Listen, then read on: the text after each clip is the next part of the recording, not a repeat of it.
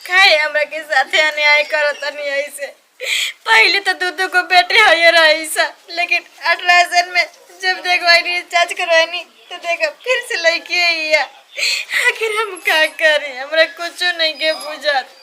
हे भगवान, कल लड़की हमरा के काहे देता नहीं, कम से कम एक एक तो बेटा दे दे हमरा के।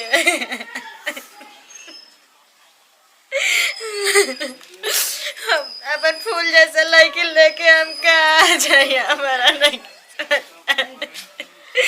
चुप हो जा बेटा, तो लोग मत रवा जा, हम भला अपने यहाँ पर दुख काट ले, लेकिन तो तो ना तहारा दुख बा। अरे कोहो तन की के सफाई करवा दे तो काहे नहीं कर ना मम्मी जी, ई भगवान के देना मम्मी जी। ई कौन चीज फाटा बन पहले से हाई दूगो बाड़ी स। अरे कहां से इतना दहेज आई रे, कहां ले के बियाह शादी